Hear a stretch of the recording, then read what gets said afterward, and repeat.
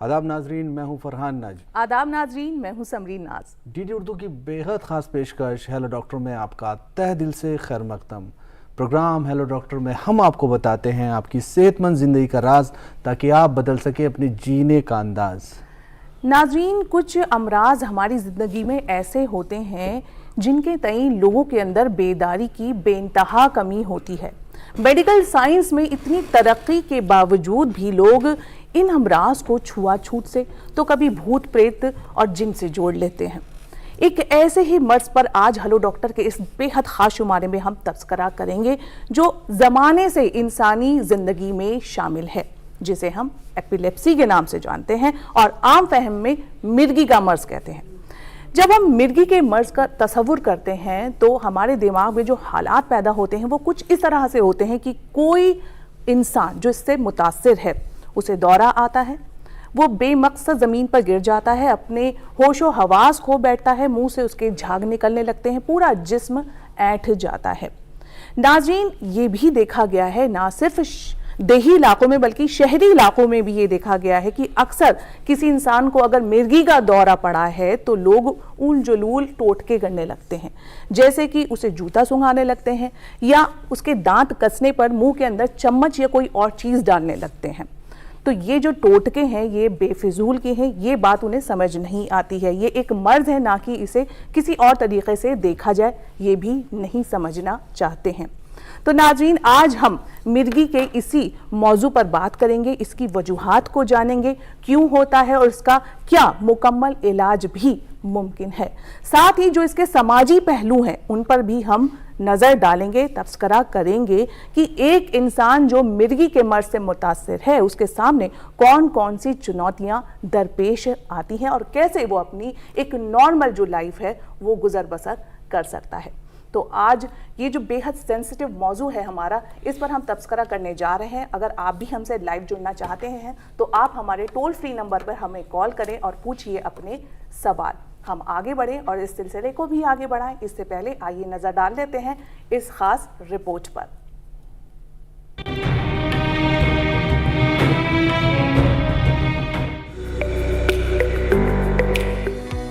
नाजरीन, कुदरत ने इंसानी दिमाग को बेपनाह ताकत और सलाहियत बख्शी है, जिसकी बिना पर हमने तरक्की की बेशुमार मंजिलें तय की हैं और ये सिलसिला जारी है। हमारा दिमाग पूरे जिस्म में केमिकल और इलेक्ट्रिकल सिग्नल्स भेजता और मौसूल करता है। मुख्तलिफ सिग्नल्स हमारे जिस्म के मुख्तलिफ अम्ल को कंट्रोल करते हैं और हमारा दिमाग उन्हें पैगामात में तब्दील करता है। लेकिन कभी कभी हमारे दिमाग में अचानक से बहुत ज्यादा इलेक्ट्रिकल हरकत होती है, जिससे पैगामात भेजने का अम्ल आर्जी तौर पर मुतासिर होता है। तो ऐसी हालत को सिजर या फिट कहते हैं। आम जबान में इस तिब्बी हालत को दौरा पड़ना कहा जाता है। एपिलेप्सी में भी न्यूरॉन की गैर मामूली हरकत या दिमाग में इलेक्ट्रिकल एक्टिविटी में खलल की वजह से दौरा पड़ता है।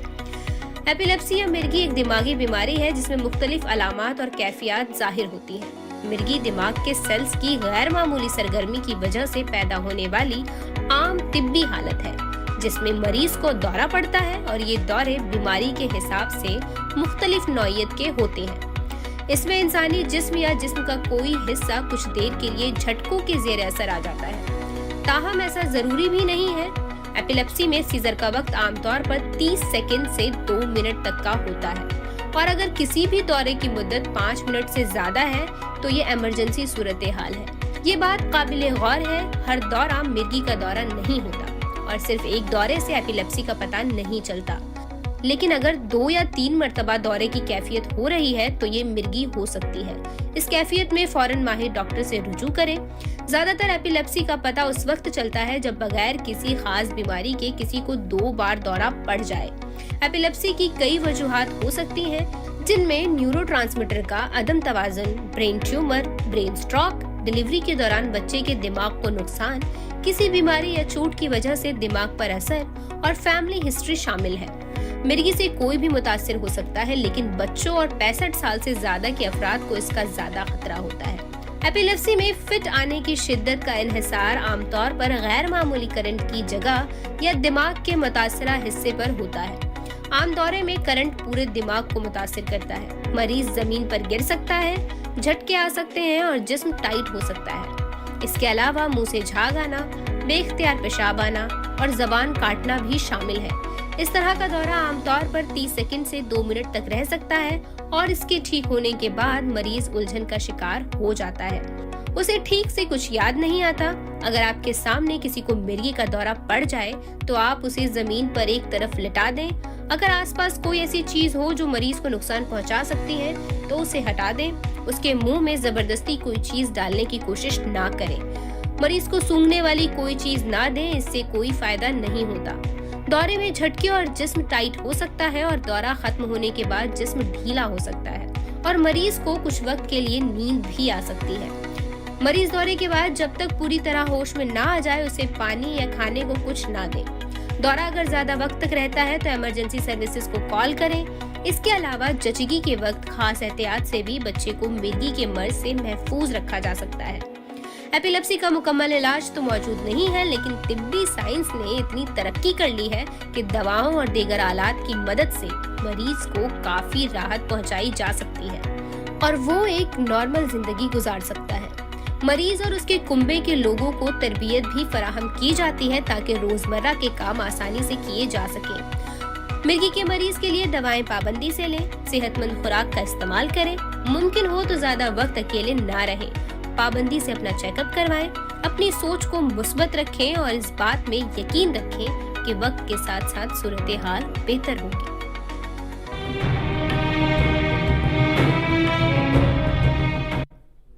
तो जैसे कि हमने इस रिपोर्ट में भी देखा कि यह एपिलेप्सी यानी कि मिर्गी का जो मर्ज है उसके तय जो बेदारी की कमी है वो लोगों के जहन में तरह तरह की भ्रांतियां कह लें या मिथ्स भी पैदा करती हैं। तो आज हेलो डॉक्टर के इस बेहद खास एपिसोड के जरिए हम उन्हीं मिथ्स को भी तोड़ेंगे और साथ ही वाजे हो कि 10 फरवरी को हम इंटरनेशनल एपिलेप्सी डे भी मनाने जा रहे हैं। तो हमारा मकसद यही है कि ज़्यादा से ज़्यादा जानकारी मिर्गी से मुतालिक आप तक हम पहुँचाएँ।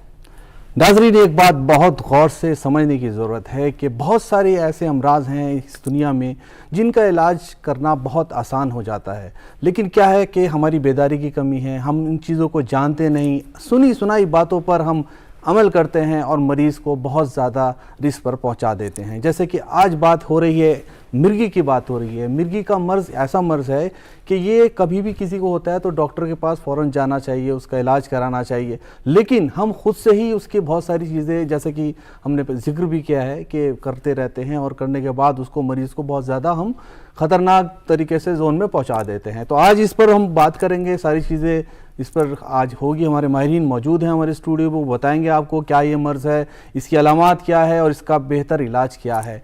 इन सभी पहलू पर गौर करने के लिए जो एक्सपर्ट्स का, माहिरीन का जो हमारे यहाँ पैनल मौजूद है, उनमें हमारे साथ मौजूद हैं डॉक्टर मंजरी त्रिपाठी जो कि प्रोफेसर हैं, HOD हैं department of neurology, AIIMS Delhi में। हमारे साथ मौजूद हैं डॉक्टर ज्योति गर्ग जो कि प्रोफेसर हैं, हेड हैं department of neurology, ABVIMS doctor Ram Manohar Lohia hospital Delhi में। और हमारे साथ मौजूद हैं डॉक्टर प्रज्ञान शर्मा जो कि एसोसिएट प्रोफेसर हैं department of neurology, Safdarjung hospital में न्यूरो सर्जरी डिपार्टमेंट में एसोसिएट प्रोफेसर हैं। आप तीनों एक्सपर्ट्स का बेहद शुक्रिया, मैं प्रोग्राम में आप तशरीफ़ लाए हैं।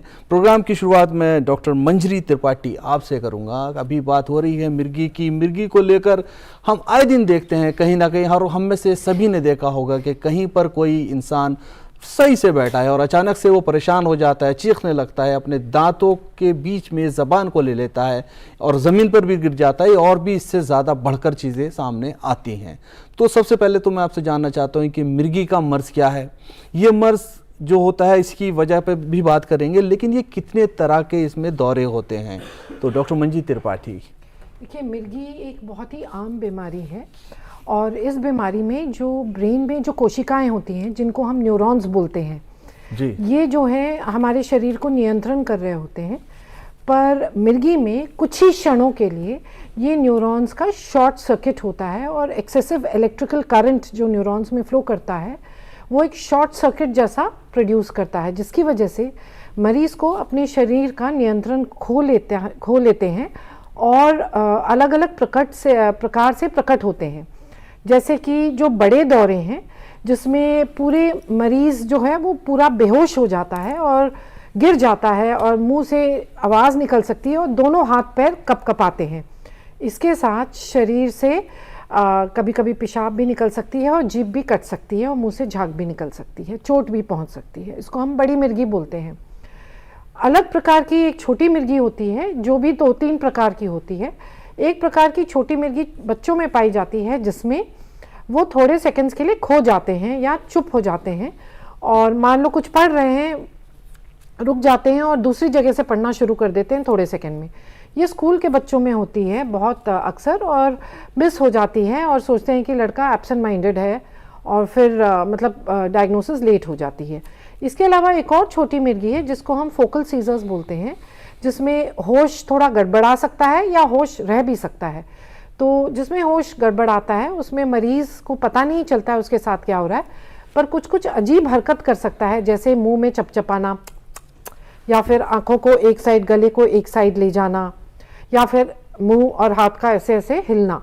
इसमें मरीज़ को अवेयरनेस नहीं रहती है और यही दौरे अवेयरनेस के साथ रह सकते हैं जिसमें मरीज़ को लगे कि पेट से कुछ ऊपर गैस चढ़ रही है थोड़े क्षणों के लिए और डर सा लग रहा है और फिर मुंह चपचपाए। इसके अलावा कुछ अजीब सी स्मेल आ सकती है या कान में कुछ आवाज़ सुनाई दे सकती है, आंखों के सामने कुछ दिखाई दे सकता है, उसके बाद बेहोशी हो सकती है। तो ये अन्य अन्य प्रकार के, बहुत प्रकार के, ये तो मैंने थोड़े प्रकार के बताए हैं, बट ये अलग अलग प्रकार के छोटे दौरे हो सकते हैं। आपने बच्चों का यहाँ जिक्र किया और बच्चों की बात आती है तो थोड़ा सा ज़्यादा संजीदगी से बात करने का मतलब मौका होता है। आपने बच्चों को बोला कि कुछ पल के लिए वो खो जाते हैं और वो मुंह की भी कुछ आवाज़ आपने बताई, तो कोई ऐसी ज़्यादा अलामत ऐसी बताएं जिसे कोई भी आम आदमी या कोई किसी के पेरेंट्स में के बच्चे में चीज़ है वो फील कर सकते हैं और डॉक्टर के पास चले जाएं, उसके बारे में ज़रा से बताइए। क्योंकि ये अलामत इस तरह के हैं, आमतौर पर बच्चे ये सब करते रहते हैं कि अपने मुंह से आवाज़ें निकाल रहे हैं या खो जाना, ये एक नेचर सा बन गया है बच्चों का। उनकी चीज़ हम कुछ चाहते, बच्चा कुछ चाहता है वो नहीं कर रहे हैं हम, तो तब भी ये चीज़ें देखने को मिलती हैं। कोई ऐसी अलामत जो कि कोई ऐसा सिम्टम जिसे समझने की ज़रूरत है कि ये एपिलेप्सी की तरफ बच्चा है? देखिए, जो मिर्गी का दौरा होता है वो एकाएक होता है, वो पूरा दिन नहीं चल रहा होता है, वो तो बिहेवियर की चीज़ हो गई है ना। तो वो एकाएक होता है, बच्चा नॉर्मल है पूरा और बीच में एकदम से ऐसा हो जाए थोड़े क्षणों के लिए, फिर बिल्कुल ठीक हो जाए बाद। कोई झाग वगैरह भी नहीं आता? नहीं, ये छोटे वाले दौरों में झाग नहीं आता है। अगर छोटा दौरा बड़े पे जाता है, कभी कभी छोटा दौरा बड़े में कन्वर्ट होता है, तो फिर गिर के झाग आ सकती है। Okay, right right right. जी जी जी। तो आपने मिर्गी को एक तरीके से इस मर्ज को अच्छे से बयान किया है कि इसके क्या अलामात हो सकती हैं और ख़ासतौर से बच्चों के अंदर क्या अलामात जो हैं वालिदैन उसको नोटिस कर सकते हैं। डॉक्टर ज्योति, आपकी तरफ हम आना चाहेंगे। बात हो रही है जैसे कि मिर्गी की, तो ये मिर्गी का जो दौरा है, ये जो मर्ज है, क्या ये किसी भी उम्र में किसी भी इंसान को हो सकता है? इसके पीछे क्या ख़ास वजह है? क्या कोई हेड इंजरी है या कोई डिप्रेशन में है, कोई इस तरीके की हेरिडिटी कोई प्रॉब्लम है? तो क्या इसके पीछे वजूहात है ख़ास? देखिए, एपिलेप्सी जो है मिर्गी, हर उम्र में अलग अलग कारण होते हैं। वो जन्म के तुरंत बाद से लेकर के बड़ी उम्र, जब हम 60, 70, 80 की उम्र तक भी हो सकती है, और हर उम्र में कारण अलग अलग होते हैं। जैसे कि अगर हम बच्चों की बात करें, शुरुआत में जब जन्म होता है बच्चे का, तो अगर उसको जन्म के समय कुछ नुकसान हो, ऑक्सीजन की कमी हो जाए, बच्चा देर से रोए, उसको ऑक्सीजन की कमी हो जाती है, तो उसके शरीर को, ब्रेन को नुकसान होता है।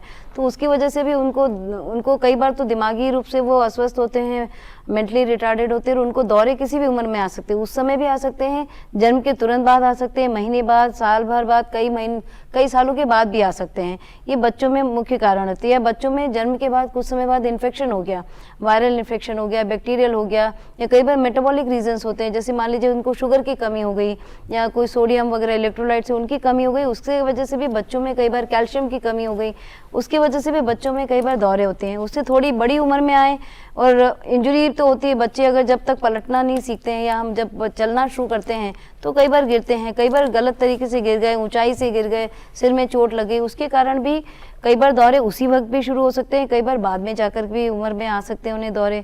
थोड़ी और उम्र में जाएं तो कुछ मेटाबॉलिक रीजंस जो मैंने कहा, सोडियम कम हुआ, शुगर ज़्यादा हो गई, इन्फेक्शंस होते हैं, गिरने पड़ने से होते हैं।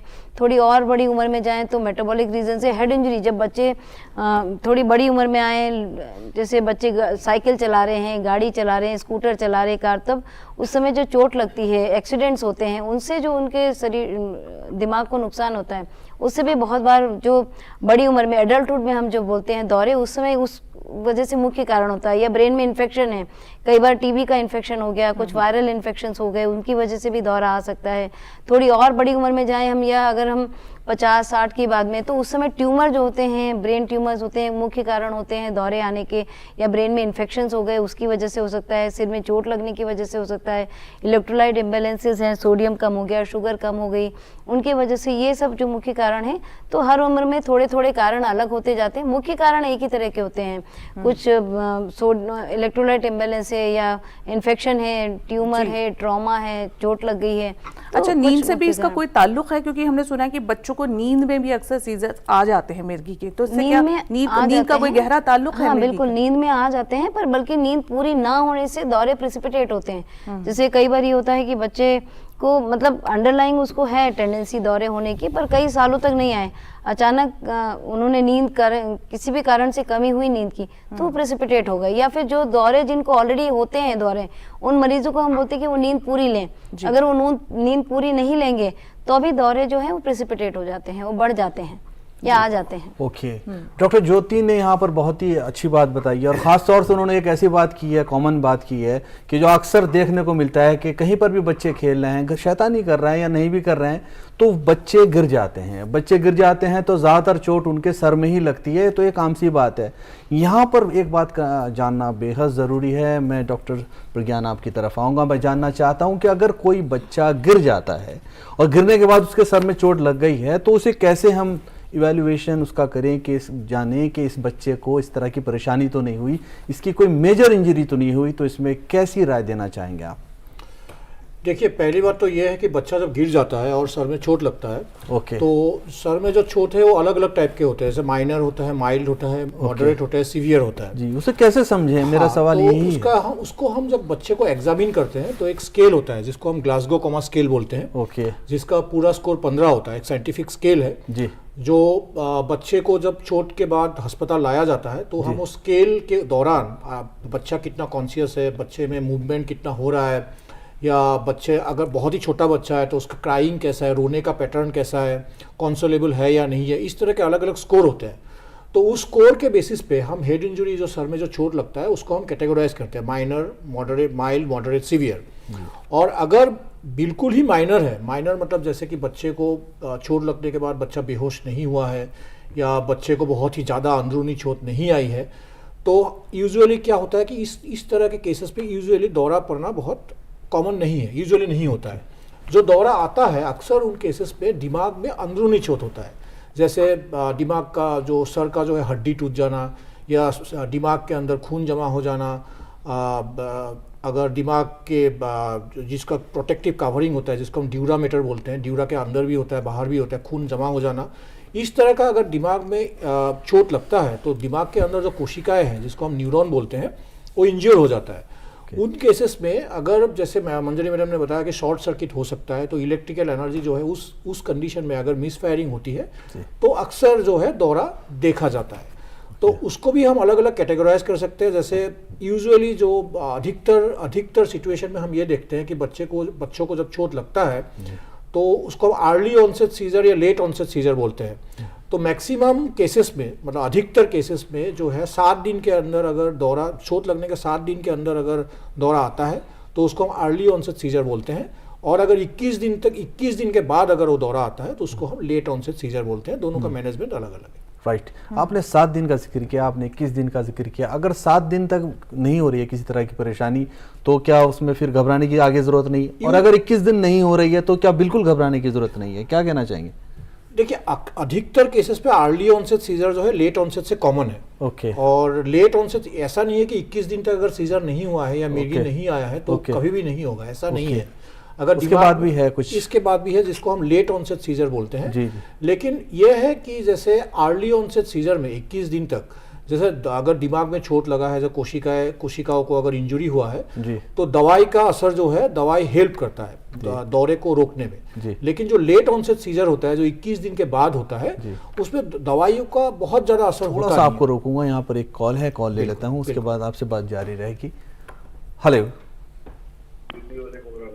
हेलो हेलो जी, खैर मकदम है आपका प्रोग्राम हेलो डॉक्टर में। अपना सवाल बताइए, क्या सवाल पूछना चाहते हैं आप? जी, सवाल ये था मेरा कि हम एक बार बैंक गए थे, वहां पर एक बंदे को मिर्गी का दौरा पड़ा और वो गिर गया। तो मैं जानना चाहता कि जब कोई ऐसे ही दौरा पड़े और गिर जाए तो कैसे उसको ट्रीट करते हैं? ये जो हमने सुना है कि जुराबे सुंघा दो, लोहा पकड़ा दो, जी जी जी या चाबी का गुच्छा पकड़ा दो, तो इससे ठीक हो जाता है। सबसे पहले हमें कैसे ट्रीट करना चाहिए ये जानना है। जी जी, फोन करने के लिए आपका बेहद शुक्रिया। बड़ा अच्छा सवाल पूछा है आपने। डॉक्टर मंजरी त्रिपाठी आपकी तरफ आऊंगा। ये जो सवाल पूछा है इन्होंने, शख्स ने, अभी इनका नाम नहीं हमें मालूम है, तो बहुत ही अच्छा सवाल है, आपने सुन भी लिया है, जरा इसका जवाब दीजिएगा। देखिए, पहले मैं बताऊंगी जो चीज़ करनी चाहिए। आपके सामने किसी भी मरीज को अगर दौरा आ रहा है जिसमें वो गिर गया है और हाथ पैर कप आ रहे हैं, आपको मरीज को सिर्फ करवट दे के लेटाना है, चाहे राइट साइड चाहे लेफ्ट साइड, करवट दे देना है और कुछ नहीं करना है। अगर कॉलर बहुत टाइट है, इसको थोड़ा ऊपर का बटन लूज कर देना है ताकि सांस लेने में दिक्कत ना हो। और उसके बाद ये जरूरी है कि मरीज के आसपास कोई ऐसी पथरीली चीज या नोकीली चीज है उसको हटा दे ताकि मरीज जब ऐसे कपकपा रहा है उसको चोट ना आए। इसके अलावा बहुत जरूरी है कि और कोई उस जगह पे टाइम नोट करे, क्योंकि 98% दौरे 2 मिनट से के अंदर बंद हो जाते हैं। ठीक है, तो 98% दौरे 2 मिनट में बंद हो जाएंगे, तो आपको 2 मिनट देखना जरूरी है। मैं बाद में बताऊंगी क्यों ये जरूरी है। इसके अलावा और कोई वहां पे मौजूद है तो वो मोबाइल फोन पे वीडियो भी बना सकते हैं अटैक का, ताकि वो डॉक्टर को दिखा पाए और डॉक्टर समझ पाए ये दौरा ही है या और कुछ है, बिकॉज दौरे जैसी बहुत सारी चीजें होती हैं। कभी कभी हम जो डॉक्टर हैं वो मिर्गी के मरीजों को दवाई लिखते हैं जो हम ऐसे दौरों में यूज करने के लिए बोलते हैं। ये दवाई सिर्फ नाक से दी जाती है, जिसको हम इंट्रानेजल मिडाजोलैम बोलते हैं। तो अगर मरीज के पास घर में या बैग में वो दवाई है तो दवाई का डोज भी 4 या 8 जो पफ्स है वो देने होते हैं, बच्चों में 4 और बड़ों में 8, वो नाक में देना होता है, एक नाक में, बस यही करना है। अब अगर दौरा, ये जो हाथ पैर हिलना है 5 मिनट से ज्यादा जा रहा है तो फिर हम इसको स्टेटस एपिलेप्टिकस बोलते हैं, इसीलिए टाइम देखना जरूरी है। तब आपको तुरंत अस्पताल पहुंचाना है मरीज को। 98% 2 मिनट में कम हो जाता है। अच्छा, क्या करते हैं लोग सोचते हैं चलो जूता सुंघा लो, जुलाब सुंघा लो, चाबी पकड़ा दो, बंद हो जाएगा। जब तक आप चाबी, जुलाब और जूते ढूंढ के लाएंगे या प्याज, दौरा अपने आप ही बंद होने वाला है 2 मिनट में। तो जूता, जुलाब और चाबी से नहीं बंद हो रहा है, वो दौरे की बंद होने की हकीकत है कि 2 मिनट में 98% दौरे बंद होते हैं। आपको और कुछ नहीं करना है, सिर्फ करवट दे के लेटाना है, मुंह में कुछ नहीं डालना है। अक्सर मुंह में उंगली दे देते हैं ताकि जीभ ना कटे, या चम्मच डाल देते हैं, ये गलत है। अगर मुंह में आपने कुछ दिया और वो टूट के फेफड़ों में गया, मरीज मर भी सकता है और आपकी उंगली भी कट सकती है पूरी तरीके से। हमने ऐसे केस भी देखे हैं कि जो रिश्तेदार है उसकी उंगली हड्डी तक कट चुकी है क्योंकि उसने अंदर उंगली दे दी है दौरे के दौरान। तो कृपया ये सब न करें, सिर्फ करवट देके लेटाएं और टाइट बटन को खोल दें, मोबाइल वीडियो बना लीजिए, टाइम कर दीजिए, अगर नाक की दवाई है वो दे दीजिए, और कुछ नहीं करना है। इसे समझने की ज़रूरत है। जो बहुत सारी बातें यहाँ पर डॉक्टर मंजरी त्रिपाठी ने बताई हैं, हम लोग ये चीज़ें करने लगते हैं जिससे मरीज़ को फ़ायदा तो पहुँचना बहुत दूर की बात है, नुकसान बहुत ज़्यादा उसको भी पहुँचता है और दूसरे लोगों को भी पहुँच सकता है। आपका फ़ोन करने के लिए बेहद शुक्रिया। प्रोग्राम हेलो डॉक्टर में आप अपनी बात बता रहे थे डॉक्टर साहब, जरा सा जारी रखिए। हाँ, जैसे मैंने बताया 2 तरह के दौरे होते हैं, एक अर्ली ऑनसेट जो जल्दी आता है और जो लेट ऑनसेट जो बाद में होता है। तो दवाई का असर जो है वो अर्ली ऑनसेट सीजर को प्रिवेंट करने में उनका रोल होता है, जैसे 21 दिन तक। लेकिन 21 दिन तक अगर दौरा नहीं आया है तो इसका मतलब ये नहीं है कि सर में चोट लगने के बाद भी कभी दौरा नहीं आएगा, ऐसा नहीं है। जिसको हम लेट ऑनसेट सीजर बोलते हैं। तो देयर आर 2 टाइप्स। जी। और दवाई का जो प्रिवेंटिव एक्शन होता है लेट ऑनसेट सीजर में अर्ली ऑनसेट से कम होता है, इतना रोल होता नहीं। Okay, right. मंजरी त्रिपाठी जी, आपने बहुत अच्छी बातें बताई। यहाँ पर एक बात मैं भी जानना चाहता हूँ आपसे, ये सारी वो बातों पर आपने रोशनी डाली है जो करने की जरूरत है। अब मैं आपसे पूछना चाहता हूँ कि वो चीजें नहीं करनी है, वो क्या क्या चीजें हैं जो लोग करते हैं आमतौर पर और नुकसान होता है उससे? मरीज ठीक तो नहीं होता, लेकिन बहुत ज्यादा मरीज को भी नुकसान होता है और उसके साथ जो लोग मौजूद हैं उन्हें भी नुकसान पहुंच सकता है। देखिए, मिर्गी में कुछ चीजें जो गांठ बांध के समझनी होती हैं। जी बताइए प्लीज। मोस्ट इंपॉर्टेंट है, जो दवाई चल रही है, जो डॉक्टर ने दवाई शुरू की है, उसको 1 दिन भी या आधा डोज भी नागा नहीं करना है। वो दवाई को उसी समय पे लेना है। अगर 8 बजे सुबह और 8 बजे शाम को है तो वही टाइम पे लेना है। ये नहीं कि 8 बजे सुबह ली और रात की 8 बजे लेनी है, वो आप 12 बजे ले रहे हैं, क्योंकि ये जो दवाई है ये केमिकल्स हैं और ये केमिकल्स ब्रेन तक पहुंचते हैं। अगर आपने 2-3 घंटे लेट कर दी, वो केमिकल की मात्रा शरीर में और ब्रेन में कम हो जाती है और दौरा आ जाता है। तो दवाई सही डोज में लेनी है, वजन के अनुसार। अगर 100 kg का इंसान है उसकी डोज ज़्यादा होगी, अगर 30 kg का बच्चा है उसकी डोज कम होगी। अगर आप 30 kg बच्चे को आप 100 kg इंसान की दवाई देंगे तो साइड इफेक्ट होगा। अगर आप 100 kg इंसान को 30 kg बच्चे की डोज देंगे तो असर नहीं होगा। तो दवाई रोज लेनी है, सही डोज में लेनी है। इसके अलावा बहुत जरूरी है कि मरीज कोई ऐसी हरकत ना करे जिससे उसकी जान खतरे में पड़ सकती है। जैसे मैम क्या कहना चाहिए? जैसे ड्राइविंग, अगर मिर्गी कंट्रोल में नहीं है, और वैसे हमारे देश में जो रूल है लीगल वो है मिर्गी के मरीज को ड्राइविंग नहीं करनी चाहिए। क्योंकि अगर ड्राइविंग की और दौरा आया तो एक्सीडेंट हो सकता है, उसमें खुद का भी नुकसान हो सकता है और दूसरा जो सामने चल रहा है उसका भी नुकसान हो सकता है। इसके अलावा गृहिणियों के लिए बहुत इंपॉर्टेंट है कि वो जो कुकिंग कर रही हैं वो ऐसे माध्यम पे करें जो ओपन फ्लेम ना हो, चाहे माइक्रोवेव पे कुकिंग करें चाहे इंडक्शन प्लेट पे कुकिंग करें, और गर्म तेल पे वो अपना चेहरा ना डाल के कुकिंग करें। क्योंकि अगर उस टाइम पे दौरा आया तो बहुत सारी ऐसी गृहिणियां हैं जो जल चुकी हैं और उनका पूरा फेस जो है वो डिस्टॉर्ट हो चुका है और डिफॉर्म हो चुका है। तो कुकिंग के टाइम ये एहतियात बरतनी है। और फिर जो खतरनाक स्पोर्ट्स है जैसे बंजी जंपिंग है, या फिर सीढ़ी पे ऊपर चढ़ जाना बहुत हाइट पे, या फिर ऐसे प्रोफेशन में रहना जैसे विंडो क्लीनिंग प्रोफेशन में आप सीढ़ी पे चढ़ के, या फिर इलेक्ट्रिकल प्रोफेशन में आप इलेक्ट्रिकल खंबे पे चढ़ के काम कर रहे हैं, या फिर आप पब्लिक ट्रांसपोर्ट ड्राइव कर रहे हैं जैसे ट्रेन ड्राइवर, बस ड्राइवर, इनको ये मिर्गी के मरीजों को ये प्रोफेशन नहीं होना चाहिए। रेलवे इंजन ड्राइवर, ये सब अलाउड नहीं है और ये प्रिकॉशन आपको बरतने पड़ेंगे। बहुत इंपॉर्टेंट है बच्चों का नहाना। बच्चों या किसी को भी मिर्गी के मरीज को जिसके दौरे कंट्रोल नहीं है, उसको आप बाथरूम में अकेला अगर भेज रहे हैं तो अंदर से चिटकनी नहीं लगानी है और टब बाथ नहीं लेनी है, क्योंकि टब में नहाते नहाते अगर मिर्गी का दौरा आ गया तो डूब के मर सकते हैं। बच्चों को बाल्टी के पास, भरी हुई बाल्टी के पास बिना मतलब सुपरविजन नहीं छोड़ना चाहिए, क्योंकि दौरा है तो बाल्टी के अंदर गिर के ड्राउनिंग से भी डेथ हो सकती है। इसके अलावा हमारे देश में पतंग जो है उड़ाना बहुत ही एक इम्पॉर्टेंट ऑक्यूपेशन है, और कई लोगों के छतों पे जो है वो बाउंड्री वॉल नहीं होती है छत पे, तो पतंग उड़ाते उड़ाते कभी दौरा आ जाता है और गिर के मर भी जाते हैं लोग, चोट भी आती है।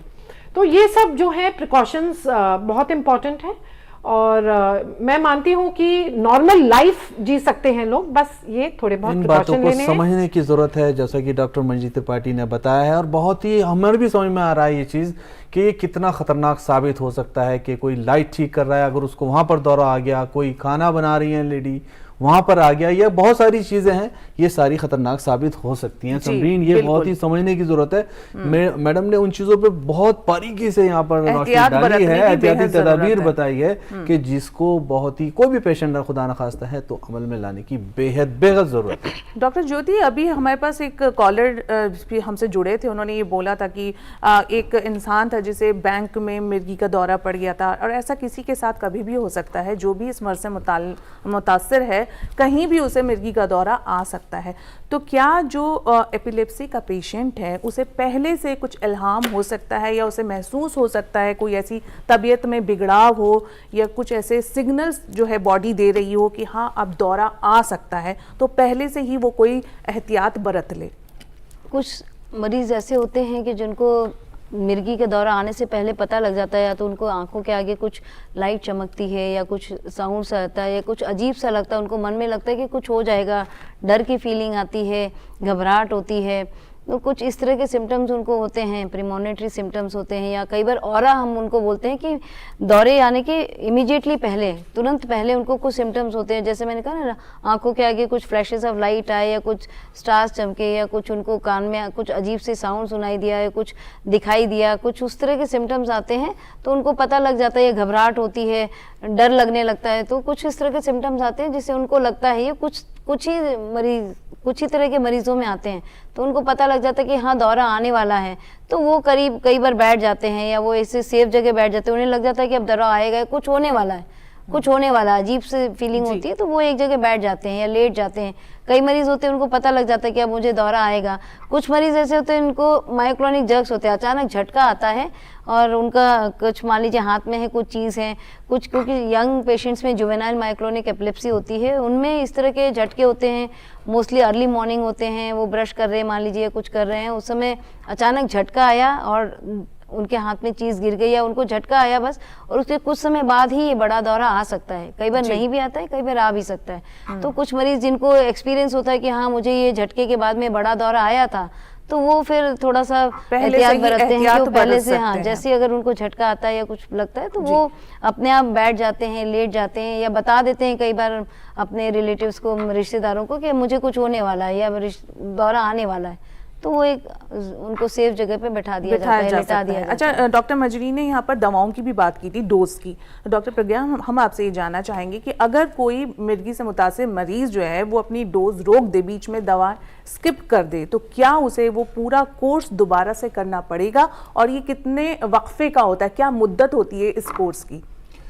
देखिए, अधिकतर केसेस में जहाँ पे हम दौरे का दवा देते हैं, 3/4 ऑफ द केसेस, मतलब लगभग मान के चलिए 70 से 80% केसेस में हम मरीज़ को मुश्किल से 1 या 2 ही दवा देते हैं, जिससे कि दौरा कंट्रोल हो जाता है। और जो डोज दिया जाता है वो अक्सर क्या होता है कि हम मरीज़ के बॉडी वेट के, मतलब वज़न के हिसाब से देते हैं। तो अगर किसी का वज़न कम है तो डोज कम होगा, अगर किसी का वज़न ज़्यादा है तो डोज ज़्यादा दिया जाता है। और यूजुअली जो ड्यूरेशन आपने से ड्यूरेशन का जैसे जिक्र किया, अधिकतर केसेस में क्या होता है कि ऐसा नहीं है कि हमेशा सबको लाइफ लॉन्ग दवा खाने की ज़रूरत पड़ती है।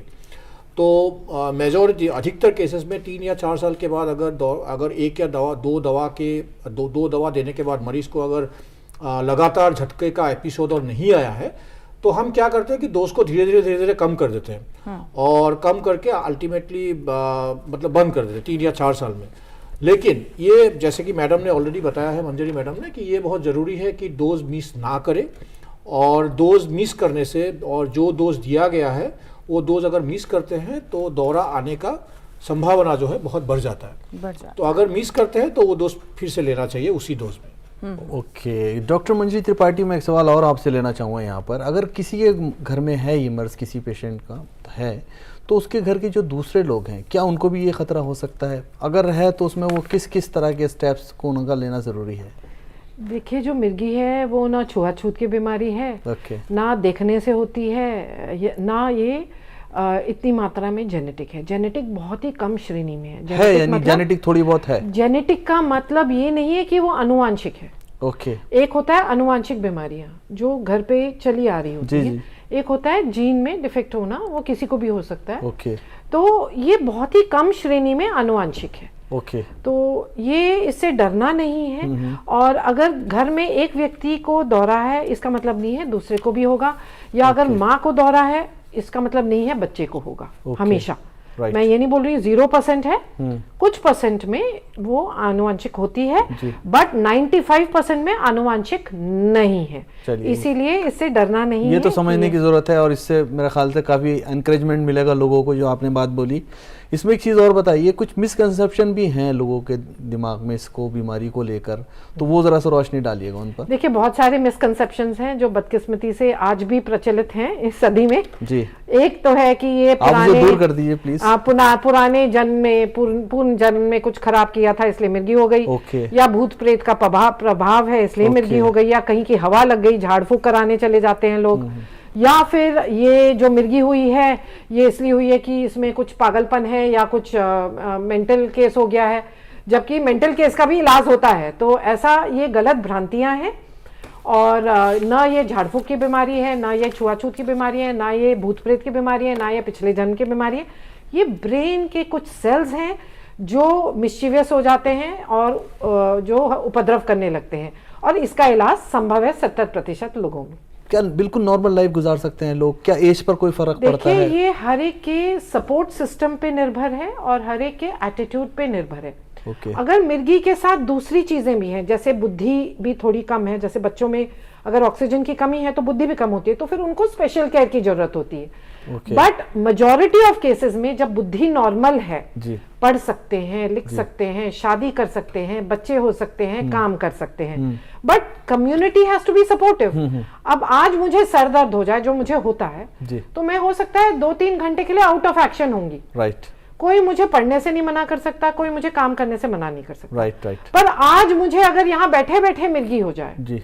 तो हो सकता है कि मेरी नौकरी भी जा सकती है, जी। या हो सकता है जो मुझे नहीं समझता है वो मुझसे घृणा करने लग सकता है, जी। तो एक तरीके से स्टिग्मा हो जाती है, जिससे अलगाव भावना आ जाती है। जी।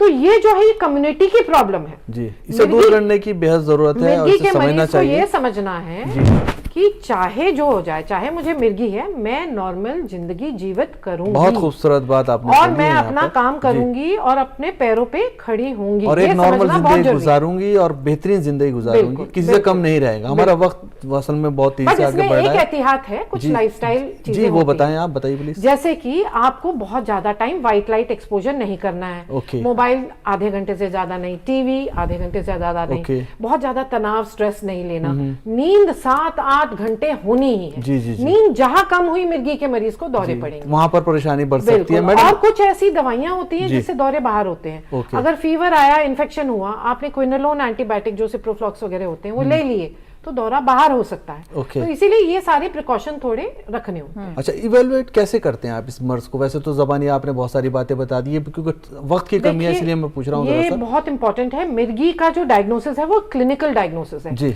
जो आंखों देखी आई विटनेस है, या जो मोबाइल कैमरा में दौरे के वीडियो दिखाते हैं डॉक्टर से, उससे ऑलमोस्ट 100% में डायग्नोसिस बन सकती है। ओके। अगर आप आई विटनेस को लाएं जिसने पूरा दौरा देखा है, ओके। या फिर वीडियो को लाएं जिसमें पूरा दौरा कैप्चर्ड है शुरू से अंत जी, तक। जी, जी। कोई इन्वेस्टिगेशन डायग्नोसिस को सपोर्ट करने के लिए, डायग्नोसिस के लिए नहीं, डायग्नोसिस को सपोर्ट करने के लिए ईजी करते हैं, जिसमें पेन नहीं होता है, तार डल के होता है। ओके। और एमआरआई और सीटी होता है। एमआरआई भी जिनके दौरे बंद नहीं हो रहे, स्पेशल एमआरआई होता है। और जो ईजी है वो भी non painful, but easy normal भी आ सकता है मिर्गी वाले मरीजों में। अच्छा, तो कई बार मरीज ये पूछते हैं कि जी ईजी नॉर्मल है, आप बोल रहे हो दौरे की बीमारी है। जी। तो पहला ईजी अराउंड 30% में ही अबनॉर्मल होता है, 70% में पहला ईजी नॉर्मल होता है। ओके, इसका मतलब नहीं है मिर्गी। उसे आप रिपीट कराते हैं और उसे समझते हैं चीजों को। मेन डायग्नोसिस बनती है आंखों देखी, आई विटनेस Right. और दौरा देखने से। वहीं से आप समझ जाते हैं कि मिर्गी है ही। मैम, लास्ट में हमारा किस तरह का पैगाम देना चाहेंगे आप प्रोग्राम देखने वालों को? आपने बहुत अच्छी बातें बताई। मेरी आपसे पर्सनल गुजारिश है कि अपना देखिए, पैगाम मिर्गी दीजिए के जो मरीज प्रोग्राम हैं देख वो रहे अपने आप को निसहाय न समझें। ओके। न्यूरोलॉजिस्ट के पास जाएं। अच्छे अच्छे सरकारी हॉस्पिटल, सफदरजंग, एम्स, आरएमएल में अच्छे अच्छे डॉक्टर मौजूद हैं जो आपकी समस्या का हल कर सकते हैं ओके। और आप अपने जीवन से जुड़ सकते हैं। राइट। डॉक्टर प्रज्ञान, आप किस तरह का पैगाम देना चाहेंगे? यही बताइए, अगर सर्जरी की जरूरत पड़ती है अपने पैगाम में तो वो किस तरह करें, और जो भी आप कहना चाहें पैगाम में। देखिए, दौरा जो है वो अगर रिपीटेडली आता है, बार बार अगर आता है, तो उसको हम सीजर डिसऑर्डर बोलते हैं। और बहुत सारे कंडीशन में ऐसा होता है कि हम कॉज को, एग्जैक्ट कॉज को आइडेंटिफाई नहीं कर पाते, जिसको हम एपिलेप्सी बोलते हैं।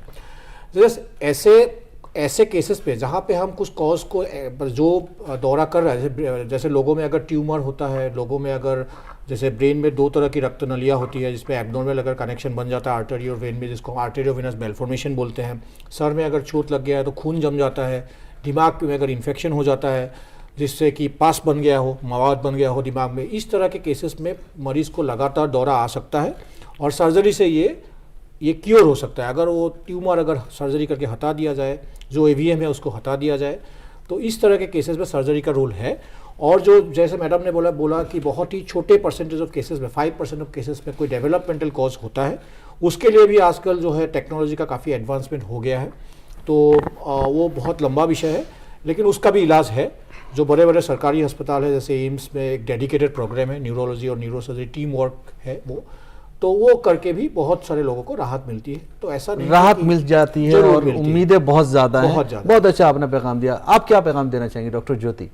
मैं कम्युनिटी एज अ होल, समाज को, पूरे समाज को, ये स्पेशली जो महिलाएं होती हैं, जो जिनकी शादी या तो लड़कियों की होने वाली होती है या जिनकी शादी हो जाती है, मैं उनके लिए बहुत ज़्यादा चिंतित होते हैं। क्योंकि बहुत सारे समय ऐसा होता है कि जो लड़कियां हैं जिनको अगर मिर्गी की बीमारी है और अगर बता दिया जाए तो उनकी शादियां होती ही नहीं है। कई लोग उनको एक्सेप्ट नहीं करना चाहते। वही स्टिग्मा जो कहा डॉक्टर मंजरी ने कि एक स्टिग्मा है कि मिर्गी की बीमारी है, ये तो कभी ठीक ही नहीं होगी, इन्होंने बुरे कर्म किए इसलिए है, ये ठीक नहीं होने वाली बीमारी है।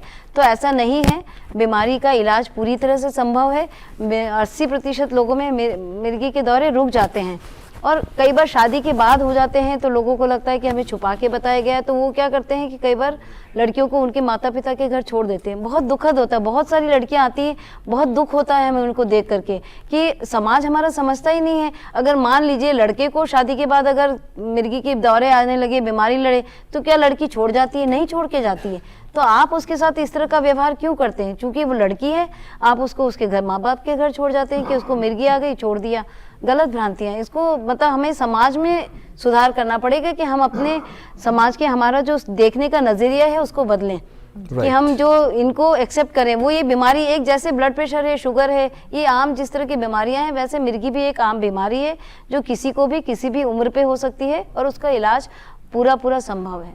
देखिए नाजरीन, यहाँ पर सभी ने अपना बहुत अच्छे पैगाम यहाँ पर दिए हैं, लेकिन अगर बात की जाए डॉक्टर ज्योति की, तो डॉक्टर ज्योति ने जो बताया कि अगर किसी भी लड़की को इस तरह का मर्ज जाहिर हो जाता है शादी के बाद और उसके जो ससुराल के लोग हैं उसे घर पर छोड़ आते हैं या उसका हस्बैंड उसे छोड़ने की बात करता है, तो ये बहुत ही अफसोस की बात है। हमें समझना चाहिए आज के इस दौर में, जदीद दौर में, जब डॉक्टर्स तरह तरह से पूरी एक्सपेरिमेंट्स कर रहे हैं, बहुत सारे इलाज आ रहे हैं और जो आज से 10-20 साल पहले चीज़ें थी अब वो बदल रही हैं। अगर ये मिर्गी की बात है, अगर ये किसी भी तरह से किसी भी मर्ज में कोई मुब्तला हो जाता है तो घबराने की ज़रूरत नहीं है, परेशान होने की ज़रूरत नहीं है। ज़रूरत है इस बात की कि हमें मरीज़ का सही से इलाज करना है, हमें किसी भी तरह का मिसकंसेप्शंस में नहीं जाना है, किसी गलत फहमी में नहीं जाना है, हमें इलाज की तरफ जाना है और इलाज को फॉलो करना है ताकि मरीज़ और उसके साथ के लोग हमेशा खुश रहें, सेहतमंद रहें। यहाँ पर तीनों एक्सपर्ट्स का मैं बेहद शुक्रगुजार हूँ। तीनों एक्सपर्ट्स ने बहुत ही अच्छे अपने पैगाम दिए, बहुत अच्छी बातें बताई, हमारे नाजरीन को नई नई जानकारियाँ दी, इसके लिए आपका बेहद शुक्रिया। समरीन, कितना अच्छी बात बोली है तीनों एक्सपर्ट्स आज के इस हेलो डॉक्टर के खास शुमारे में हमने मिर्गी से मुताल्लिक बातें की, उस पर तबसरा किया और बहुत सारी जानकारियाँ आप तक पहुँचाई हमारे एक्सपर्ट्स ने। हम पूरी उम्मीद करते हैं आप इनसे फैज़याब होंगे और इसी तरह हेलो डॉक्टर प्रोग्राम के ज़रिए आगे भी हम मुख्तलिफ अमराज से जुड़ी जानकारियाँ आप तक पहुँचाने की भरपूर कोशिश करेंगे। अगर आप भी हमसे जुड़ना चाहते हैं या कोई सवाल आपके दिल में है हमसे शेयर करना चाहते हैं तो हमारी ईमेल आईडी पर हमें ईमेल कीजिए। हमारी ईमेल आईडी है hello.ddurdu@gmail.com। इसी के साथ हमारा ये प्रोग्राम आप डीडी उर्दू के यूट्यूब चैनल पर भी देख सकते हैं। तो नाजरीन, आपको टिप्स ऑफ द वीक के साथ छोड़े जा रहे हैं। दीजिए हमें इजाजत। आदाब। मिर्गी एक दिमागी बीमारी है जो जिंदगी भर रहती है, लेकिन इसकी शिद्दत में कमी आ सकती है। अगर किसी को एक से ज्यादा बार दौरा पड़ता है तो उसे मिर्गी हो सकती है। मिर्गी के मरीज को पाबंदी से अपनी दवा खानी चाहिए। मिर्गी के मरीज को ज्यादा देर तक अकेला ना छोड़ें। मरीज को सेहतमंद ग़िज़ा और भरपूर नींद लेनी चाहिए। मरीज को पाबंदी से अपना चेकअप करवाना चाहिए। मिर्गी के बावजूद एक नॉर्मल जिंदगी गुजारी जा सकती है। मरीज और उसके कुंबे के अफराद को अपनी सोच मुस्बत रखनी चाहिए। मिर्गी से बचाव के लिए सर की किसी बड़ी चोट से बचना चाहिए। डिलीवरी के वक्त खास एहतियात से भी इससे बचा जा सकता है।